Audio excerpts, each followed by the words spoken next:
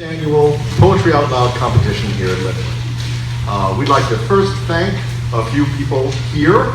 That would be our judges, a wonderful judging panel of Nancy Bartlett, Richard Baker, Denise Strappo, Rebecca Steves, Karen Currier, Sharon Paquette, Russ Bradshaw, and Jay and Maureen Palomino, your judges.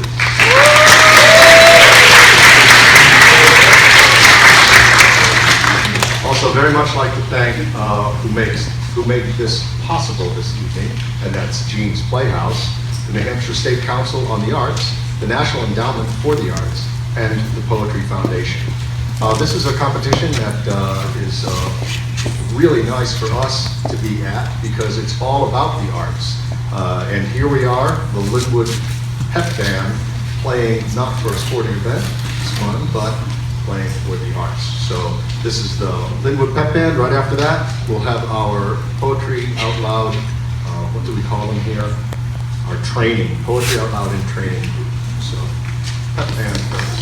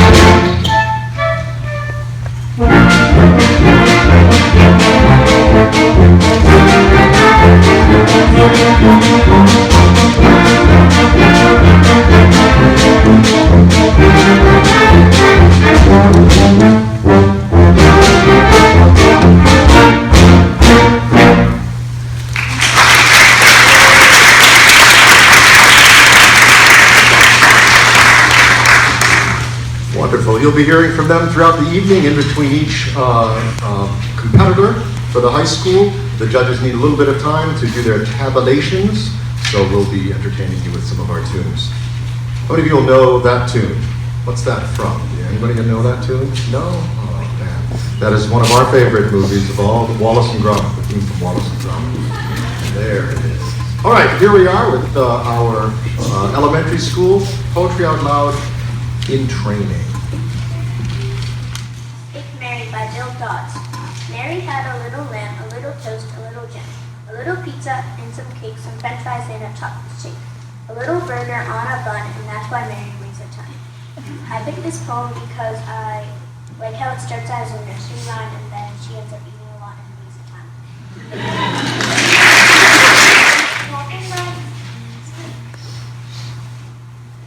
Stopping by the woods on a snowy by Robert Frost. What these are, I think I know. His house is in the village zone. You will not see me stopping here to watch his woods full of the snow. My little horse must think it queer, stop beside a farmhouse near. Between the woods and frozen lake, the darkest evening of the year. He gives his harness bow to say, to ask if there's some mistake. Going by the sounds, the sweep of easy wind and downy flake. The woods are lovely, dark and deep, but I have promises to keep, and miles to go before I speak, and miles to go before I speak.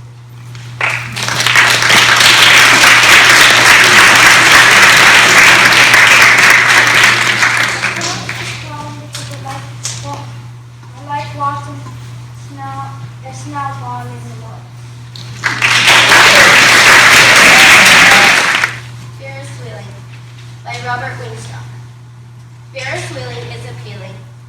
stomach isn't feeling.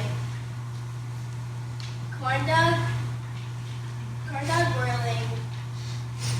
Tuffy twirling, cotton candy eating early. Curling, swirling, kneeling, reeling. That's when it's most appealing. Who's up for Ferris wheeling? I chose this poem because every time when I go Ferris wheeling, I feel very sick after. By Joyce Armour. I brush my teeth and my chin too. I clean the dog. If my brother not too hard and follow Daddy's credit card. I watch cartoons and write my clothes. And I eat breakfast Oreos. I collect the Legos and wash breakfast dreams. Try to read. I count in marbles. I'm the bookshelf, stuff my thumb. I did it just why does mommy need a nap? We chose this poem because it reminded us when we were younger and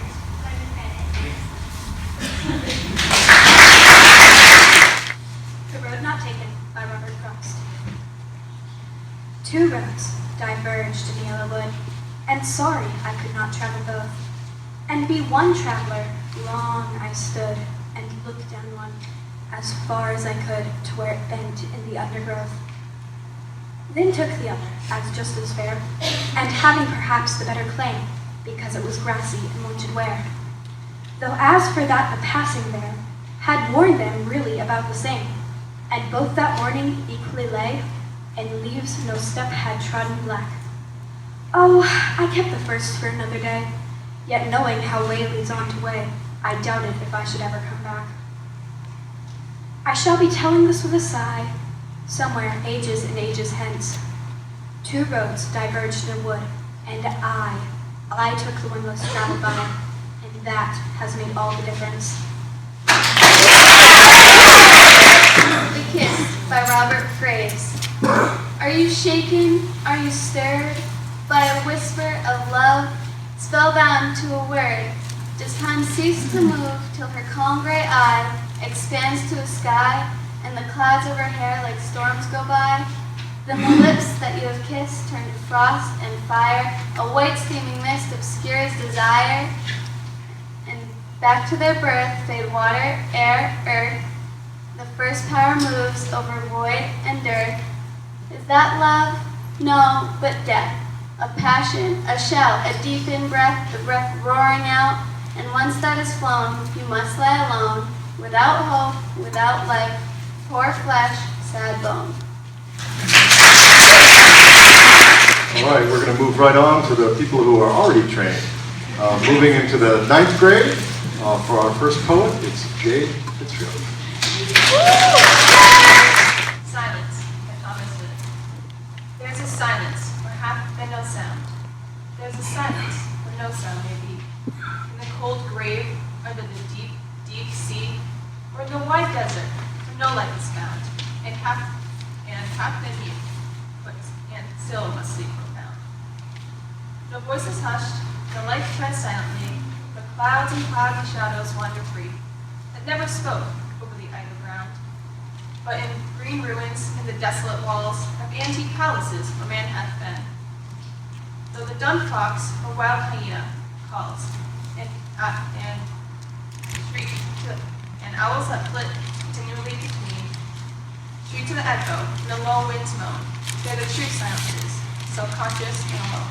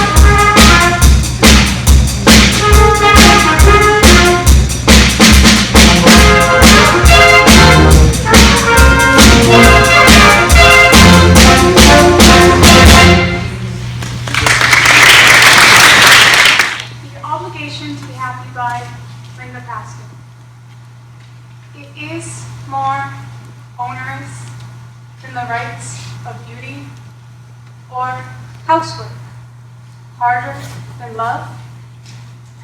But you expected of me casually, the way you expect the sun to come up, not in spite of rain or clouds, but because of them. And so I smile, as if my own fidelity to sadness were a hidden vice, that downward tug of my mouth.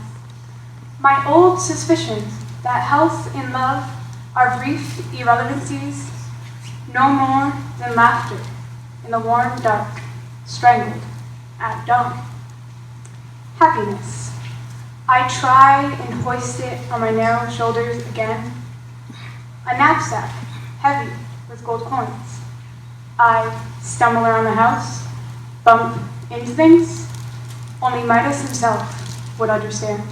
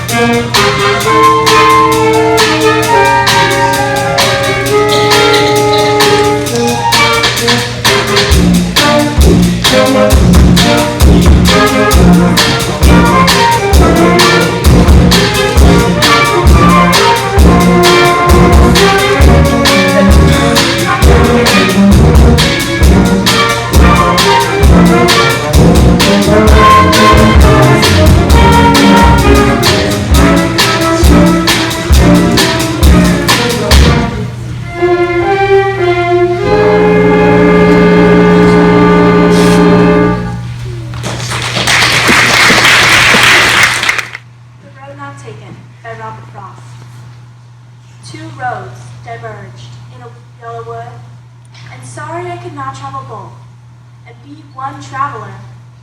Long I stood and looked down one, as far as I could, to where it met in the undergrowth, then took the other as just as fair, and having perhaps the better claim, because it was grassy and wanted wear. Though as for that, the passing there had worn them really about the same, and both that morning equally lay, in leaves no step had trodden wrong. Oh, I kept the first for another day, yet knowing how way leads on to way, I doubted if I should ever come back. I shall be telling this with a sigh. Somewhere ages and ages hence, two roads diverged in a wood, and I took the one less traveled by, and that has made all the difference.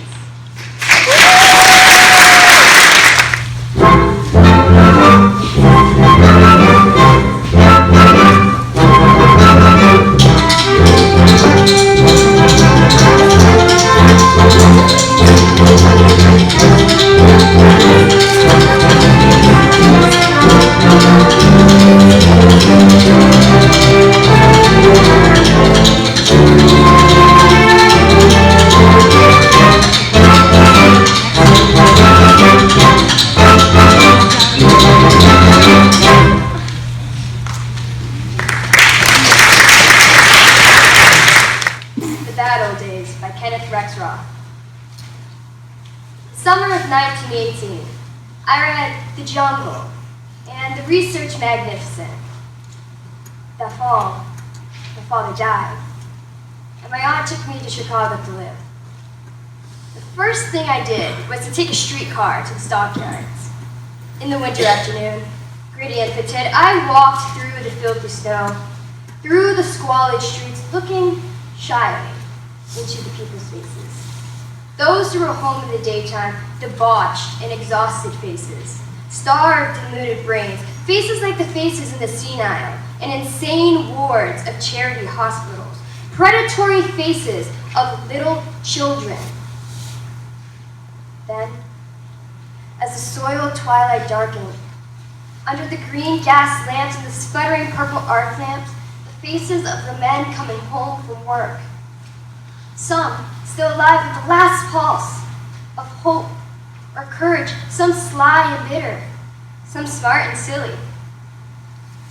Most of them already broken and empty, no life, only blinding tiredness, worse than any tired animal. The sour smells of 1,000 suppers of fried potatoes and fried cabbage bled into the street. I was giddy and sick, and out of my misery I felt rising a terrible anger, and out of that anger an absolute vow.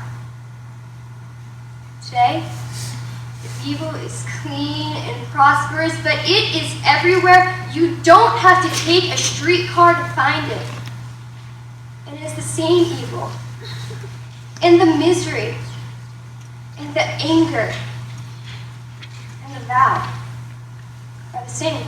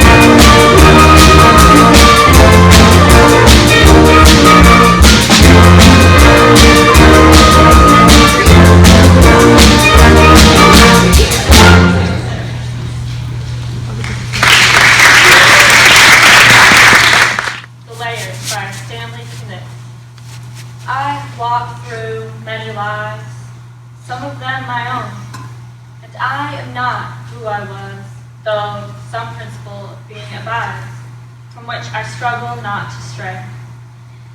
When I look behind, as I am compelled to look before I can gather strength to proceed on my journey, I see the milestones dwindling towards the horizon, and slow fires trailing from the abandoned campsites, over which scavenger angels wheel on heavy wings.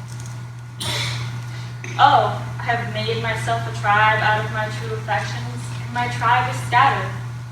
How shall the heart be reconciled to its feast of losses? In a rising wind, the manic dust of my friends, those who fell along the way, bitterly stings my face. Yet I turn, exulting somewhat with my will intact to go wherever I need to go, and every stone on the path precious to me. In my darkest night, when the moon was covered and I roamed through wreckage, a nimbus clouded voice directed me. Live in the layers and not on the litter. Though I lack the art to decipher it, no doubt the next chapter in my book of transformations is already written. I am not done with my changes.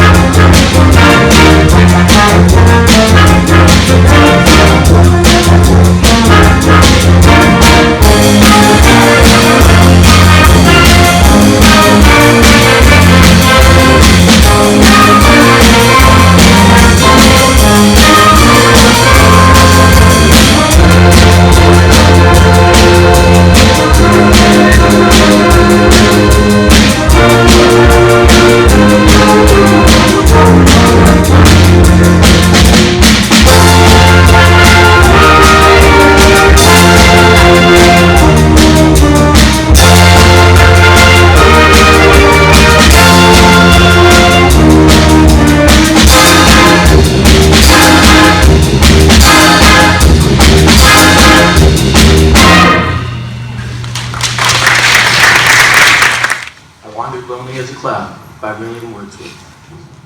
I wandered, lonely as a cloud that floats on high over vales and hills, when all at once I saw a crowd a host of golden daffodils. Beside the lake, beneath the trees, fluttering and dancing in the breeze. Continuous as the stars that shine and twinkle on the Milky Way, they stretch in a never-ending line along the margin of a bay. 10,000 saw I at a glance, tossing their heads in sprightly dance. The waves besides them danced, but they outdid the sparkling waves in glee. A poet could not but be gay in such a jocund company. I gaze and gaze, but little thought what wealth the show to me had brought. For oft, when on my couch I lie, vacant or in pensive mood, they flash upon the inward eye, which is the bliss of solitude, and dances with the daffodils.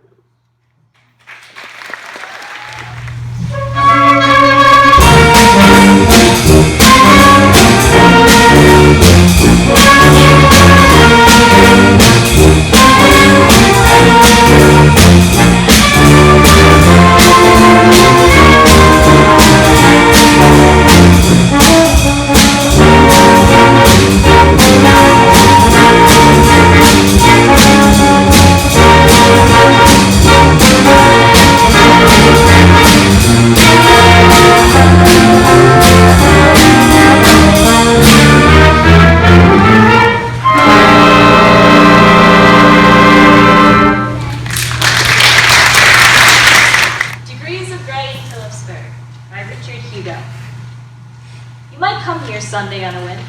Say your life broke down, the last good kiss you had was years ago. You walk these streets laid out by the insane, past hotels that didn't last, bars that did, the tortured tribe of local drivers to accelerate their lives. Only churches are kept up. The jail turned 70 this year. The only prisoner is always in, not knowing what he's done. The principle supporting business now is rage, hatred of the various grays the mountain sends, hatred of the mill. The silver bill repeal, the best liked girls who leave each year for Butte. One good restaurant and bars can't wipe the boredom out. The 1907 boom, 8 going silver mines, a dance floor built on springs. All memory resolves itself in gaze, in panoramic green, you know the cattle eat, or 2 stacks high above the town, 2 dead kilns, the huge mill, in collapse for 50 years that won't fall finally down. Isn't this your life, that ancient kiss still burning out your eyes? Isn't this defeat so accurate the church bell simply seems a pure announcement? Ring and no one comes? Don't empty houses ring? Are magnesium and scorn sufficient to support a town, not just Phillipsburg, but towns of towering blondes, good jazz and booze, the world will never let you have until the town you came from dies inside? Say no to yourself. The old man, 20 when the jail was built, still laughs, although his lips collapse. Someday soon, he says, I'll go to sleep and not wake up. You tell him no, you're talking to yourself. The car that brought you here still runs. The money you buy lunch with, no matter where it's mined, is silver. And the girl who serves your food is slender, and her red hair lights the wall.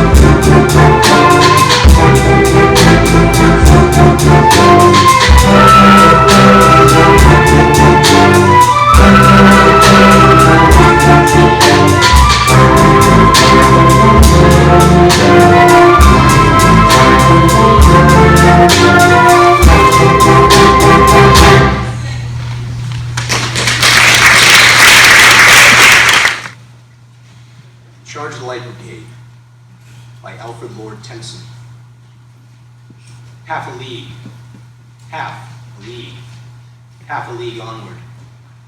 All in the valley of death rode the 600. Forward the light brigade! Charge for the guns! He He said, "Into the valley of death rode the 600. Forward the light brigade!"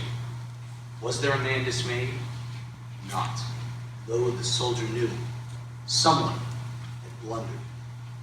There's not to make reply, there's not to reason why, there's but to do and die. Into the valley of death rode 600.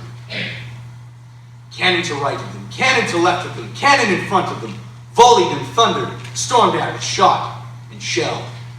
Boldly they rode and well into the jaws of death, into the mouth of hell rode the 600. Flashed all their sabers bare, flashed as they turned in air, sabering the gunners there, charging an army while all the world wondered. Plunged in the battery smoke, right through the line they broke. Cossack and Russian reeled from the saber stroke, shattered and sundered. Then they rode back, but not the 600. Cannon to right of them, cannon to left of them, cannon behind them, volleyed and thundered, stormed at with shot and shell, while horse and hero fell. They that had fought so well came through the jaws of death, back from the mouth of hell. All that was left of them, left of 600. When can their glory fade? Oh, the wild charge they made. All the world wondered. Honor the charge they made. Honor the Light Brigade. Noble 600.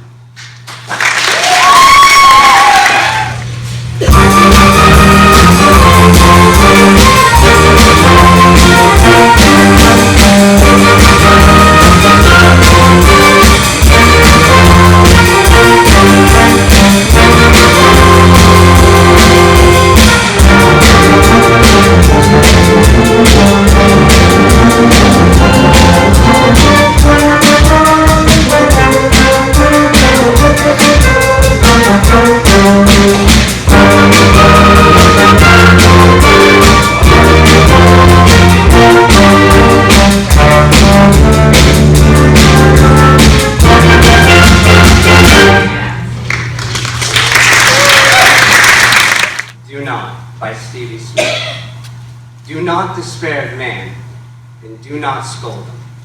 Who are you that you so lightly hold him? Are you also not a man, and in your heart are there not warlike thoughts, fearing smart? Are you also not afraid, and in fear cruel? Do you not think of yourself as usual, faint for ambition, desire to be loved, prick at a virtuous thought by beauty moved? You love your wife, and you hold your children dear. Then say not man is vile, but say they are. But they are not. So is your judgment shown, presumptuous, false, quite vain. Merely your own sadness failed for ambition set outside, made a philosophy of print, beautified in a noble dress and into the world sent out, to run with the ill it most pretends to wrap. Oh, know your own heart, thy heart's not wholly evil, and from the particular judge the general, if judge you must, but with compassion see life, or else of yourself despairing, flee strife.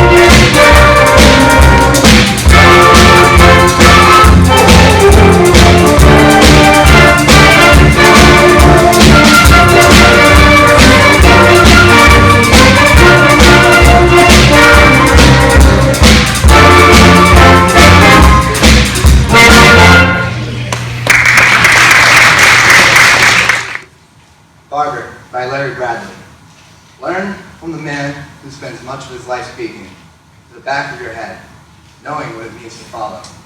The razor's edge, a long worn straw, or random thoughts, as a spring, so invisibly, from the mind to a mouth, who shouldered soldiers in 2 wars, and who fled 2 wars and fled firefields, undecorated, who fathered once, but was fatherless forever, and who works his sentiments in deeper into your scalp, under a sign on the knotty pine wall whose rubric reads, Quod hominis tot sentitiae, which means he sees in you his suffering smells of whorehound tonics and gels, pillowheads and powders, and a floor full of snippings, swept neatly every evening into a pile for the field mice. All those roundabout hours, only a man who fixes his tie to clip crabgrass crowning the lady's grave could believe with a certain clean devotion, and who would never, for one moment, think of hurting you in your back strength.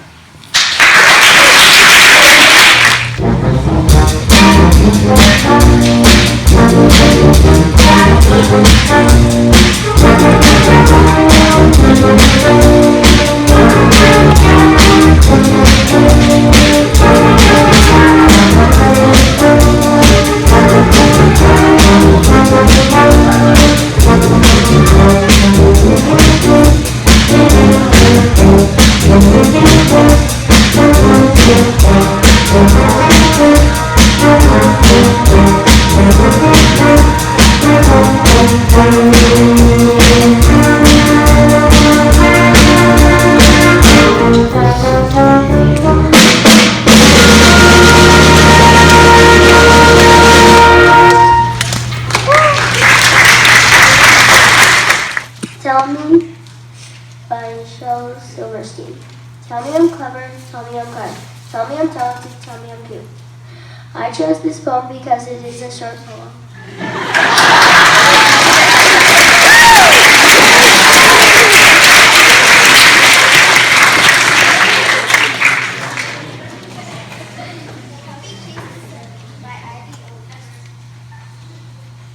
The puppy chased the sunbeam by Ivy Oates.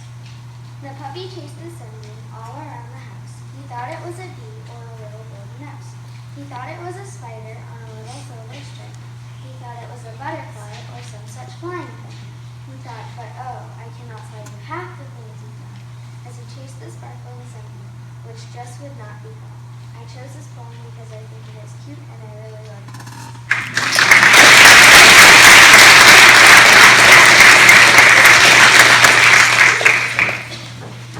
Turn off the TV by Bruce Lansky.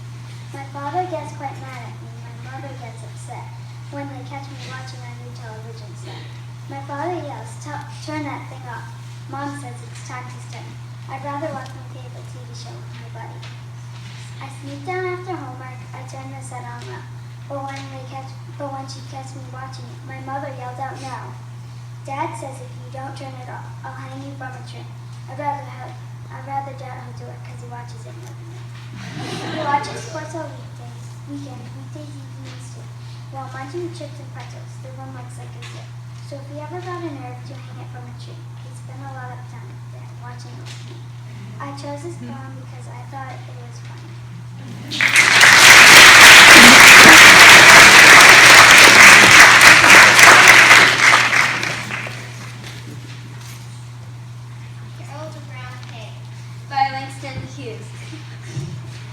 Of the 3 wise men who came to the king, one was a brown man, so they say. Of the 3 wise men who followed the star, one was a brown king from afar.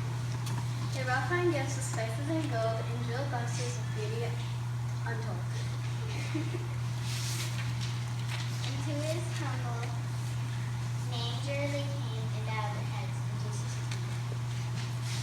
3 wise men, one dwarf like me, part of his nativity. We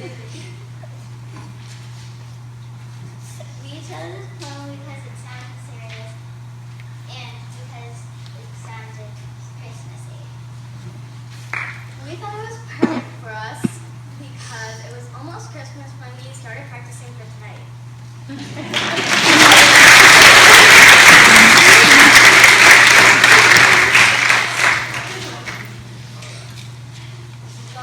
Eyeball by Shel Silverstein. There's an eyeball in the gumball machine, right there between the red and the green, looking at me as if to say, you don't need any more gum today. I chose this poem because it seemed funny to me.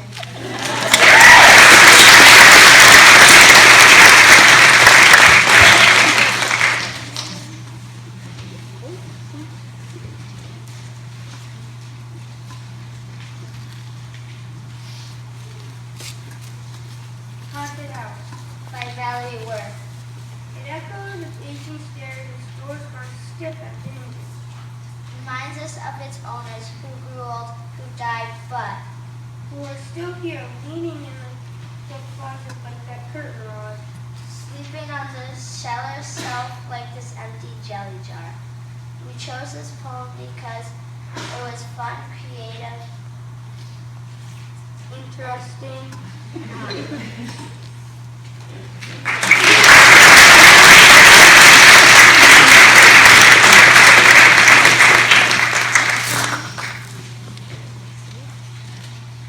Rock and roll band at Shell Service Station. If we were in a rock and roll band, we'd travel all over the land. We'd sing, we'd play, wear spangly things. If we were in a rock and roll band. If we were a rock and roll band and we were up on the stand, the people would hear us, love us, cheer us, right with a rock and roll band. If we were a rock and roll band, then we'd have a million fans. We'd giggle and laugh and sign autographs. If we were a rock and roll band, the people would all kiss our hands. We'd be millionaires and have extra long hair. If we were a rock and roll band. But we ain't no rock and roll band. We're just 7 kids in the sand with homemade guitars and fiddles and drums and drums.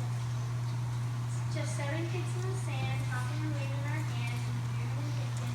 Oh, and the future and kids singing rock and roll band. And we chose this poem because the kids are repurposing everyday items for their instruments. We've gone a poem long enough for each of us to have a part. And when we first saw this title, we could picture ourselves in the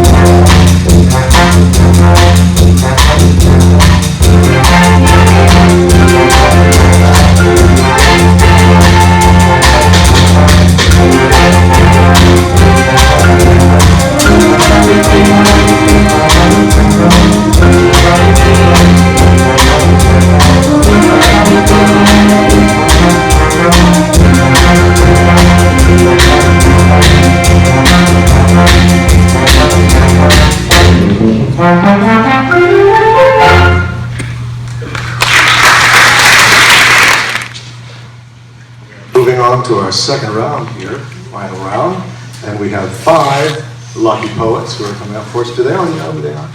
They know. So that was the envelope.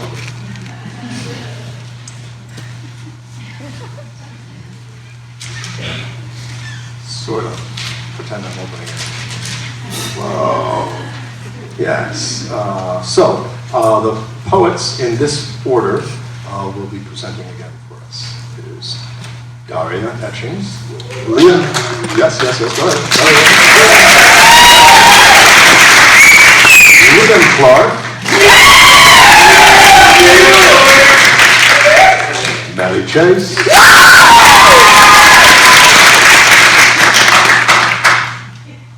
Kai Good, and last but not least, Riley Hoover.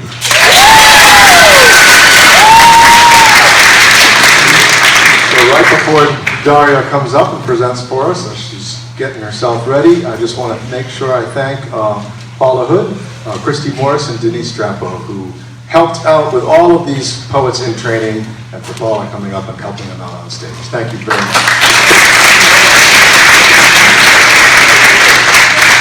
Come on down. Vita Nova by Louise Gluck. You saved me, you should remember me. The spring of the year, young men buying tickets for the ferry boats, laughter because the air is full of apple blossoms. When I woke up, I realized I was capable of the same feeling. I remember sounds like that from my childhood, laughter for no reason, laughter for no cause, simply because the world is beautiful. Something like that. Lugano, tables under the apple trees. Deckhands raising and lowering the colored flags. And by the lake's edge, a young man throws his hat into the water. Perhaps his sweetheart has accepted him. Crucial sounds or gestures, like a track laid down before the larger themes, and then unused, buried. Islands in the distance. My mother holding out a plate of little cakes. As far as I remember, changed in no detail, the moment, vivid, intact, having never been exposed to light, so that I woke elated.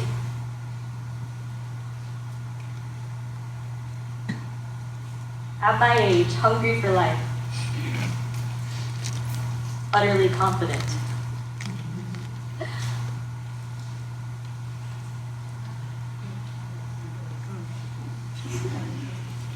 By the tables, patches of new grass, the pale green, pieced in the dark existing ground. Surely spring has been returned to me. This time, not as a lover, but a messenger of death. Yet it is still spring. It is still meant tenderly.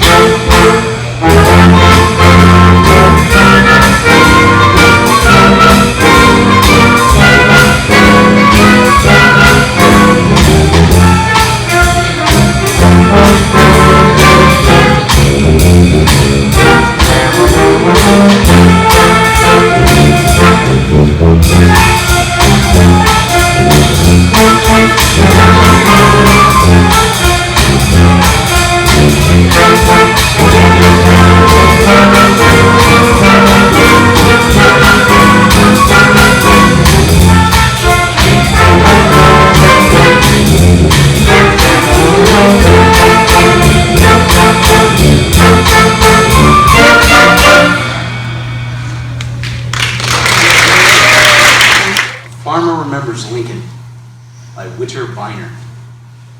Lincoln? Well, I was in the old 2nd Maine, 1st Regiment in Washington from the Pine Tree State. Of course, I did get the butt of the clip. We was there for Garden, Washington. We was all green. I ain't never been to the theater in my life. I didn't know how to behave. I ain't never been since. I can see as plain as my hat the box where he sat in and was shot. I can tell you, sir, there was a panic when we found our president was in the shape he was in. Never saw a soldier in the world but would like to. Yes, sir, his looks was kind of hard to forget. He was a spare man, an old farmer. Everything was all right, you know? But he wasn't a smooth-appearing man at all. Not in no ways. Thin-faced, long-necked, and a swelling kind of a thick lip like. And he was a jolly old fellow. Always cheerful. He wasn't so high that the boys could talk to him their own ways. While I was serving at the hospital, he'd come in and say, "You look nice in here. Praise us up, you know?" And he'd bend over and talk to the boys. And he'd talk so good to them. So close. That's why I call him a farmer. I don't mean that everything about him wasn't all right, you understand? It's just, well, I was a farmer. And he was my neighbor. Anybody's neighbor. I guess even you young folks would have liked him.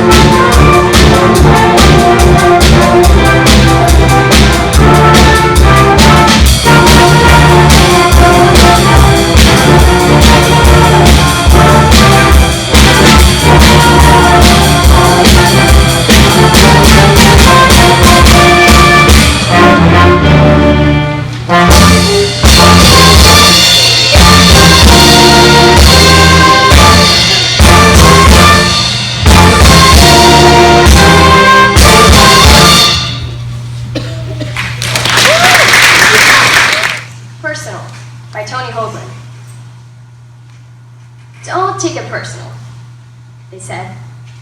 But I did. I took it all quite personal. The breeze and the river and the color of the fields, the price of grapefruit and stamps, the wet hair of women in the rain, and I cursed what hurt me, and I praised what gave me joy. The most simple-minded of possible responses. The government reminded me of my father with its deafness and its laws, and the weather reminded me of my mom with her tropical squalls. Enjoy it while you can, instead of happiness. Think first, instead of talk.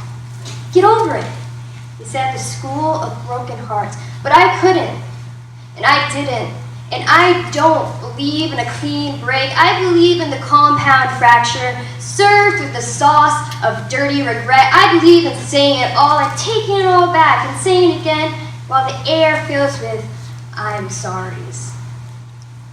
Like wheeling birds. And the trees look seasick in the wind. Oh, life, can you blame me for making a scene? You were that yellow caboose.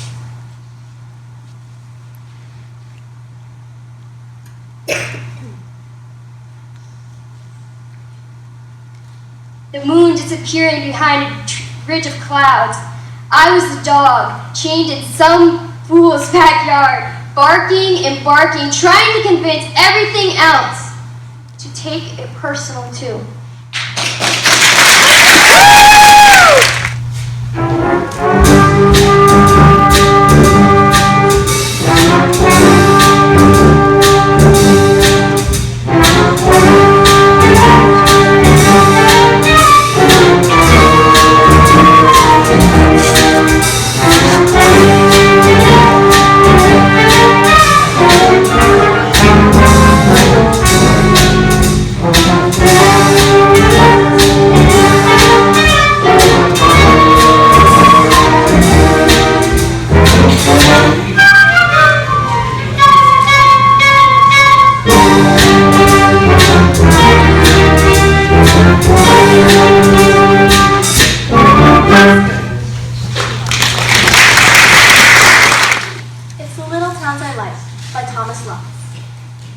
It's the little towns I like, with their little mills, making rackets and stanchions. Elastic web, spindles, you name it. I like them in New England, America, particularly, providing bad jobs, good enough to live on, to live in, families even. Kindergarten, church suppers, beach umbrellas, the towns are real. So fragile in their loneliness, a flood could come along, and floods have, and cut them in two, in half. There is no mayor, the town council's not prepared. For this, 3 of the 4 policemen are stranded on their roofs.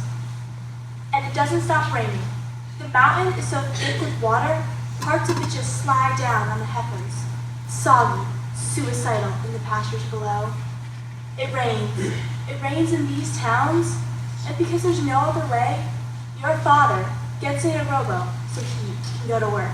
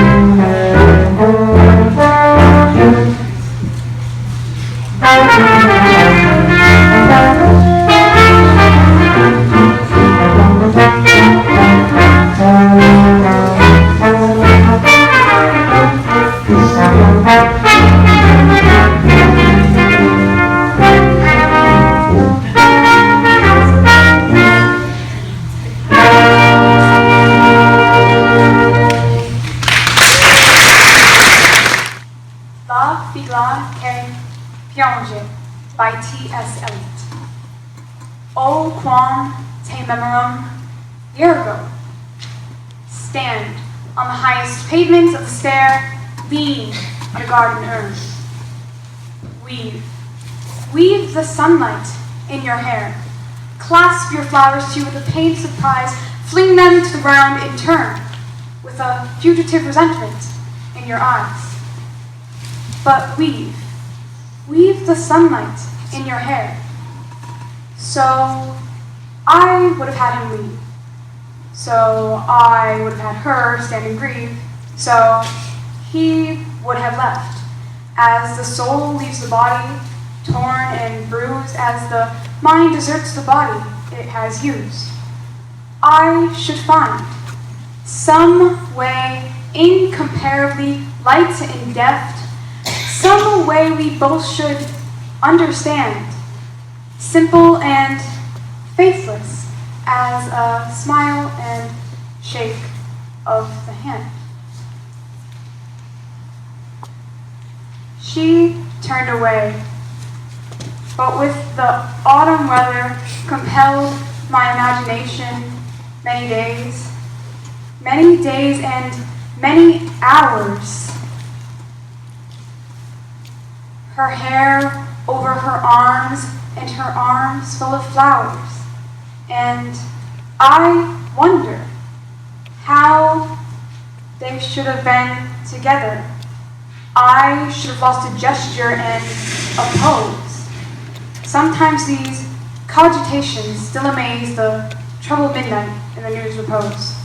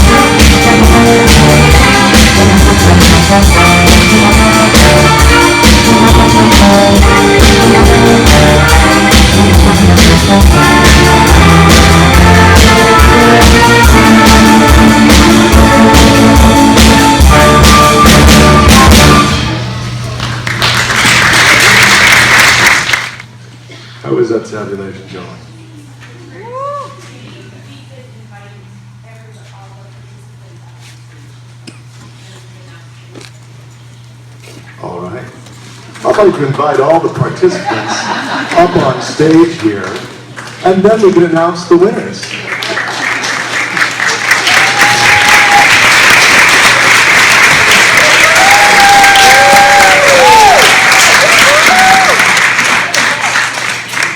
Come on, guys, everybody gets a trophy.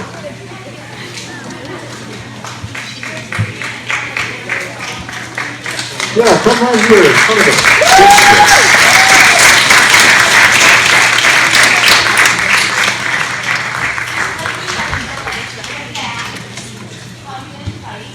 Yeah. It's picture time. Come on, get right in there. No, keep that shirt tucked in. Oh my goodness, there's a lot of them. There you go. Move on down. Stage right. That way. There you go. Oh, confusion. There's one for my wallet. All right. Excellent. How's that computer going over there? I have to add them all together.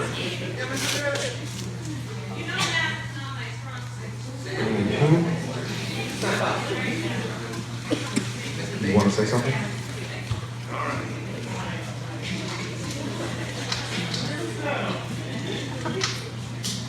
I just would like to thank Mr. Untersea for emceeing this wonderful event.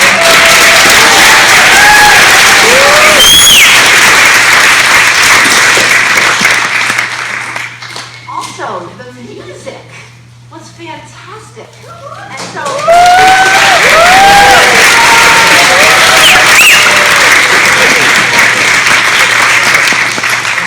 that's our pep band, right? It looks a lot like the high school band, but it's the pep band. We have lots of bands. because our school's so big, Exactly. we have lots of different bands. Oh, putting away the laptop. But I have to thank you.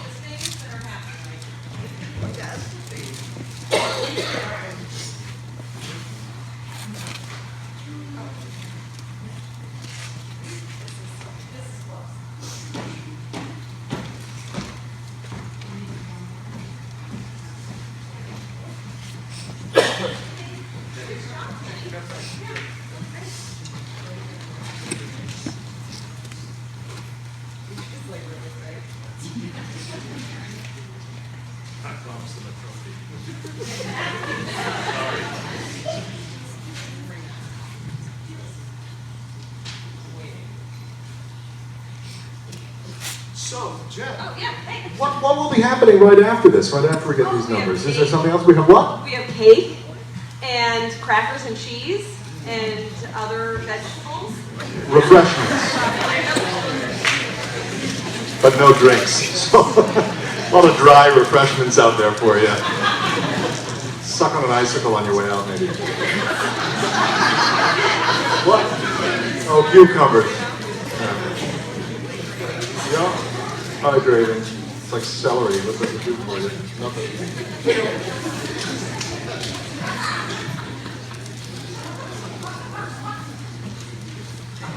All of our participants tonight will receive one ticket to a Jean's Playhouse show as a reward.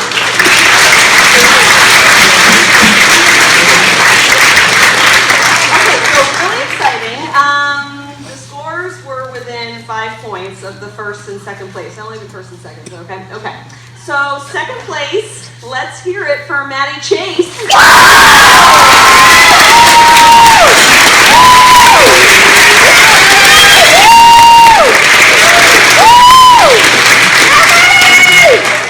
And our first place winner goes to Liam Clark.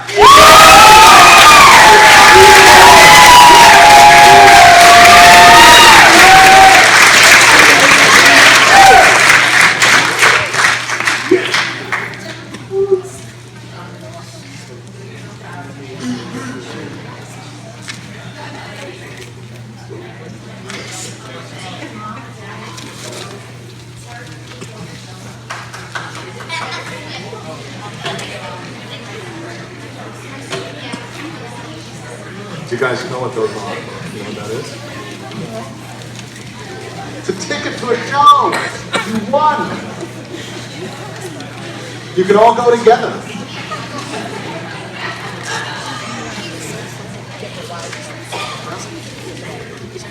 Oh, we're gonna pass these out too? Okay. I don't have any jokes.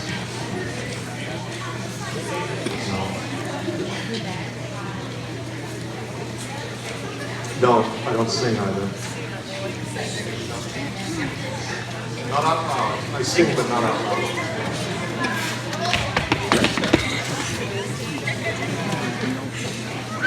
What is it that they're passing out here, Switcher?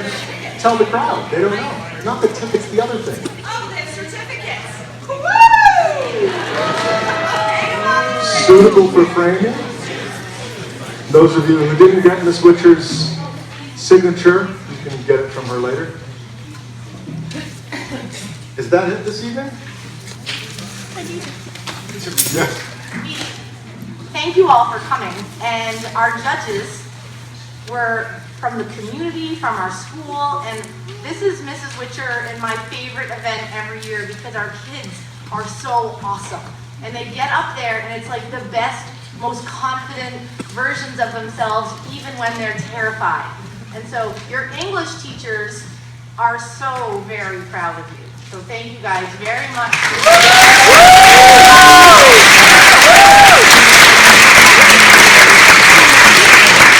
Thank you guys very much. Some dry food out there for you and cucumbers.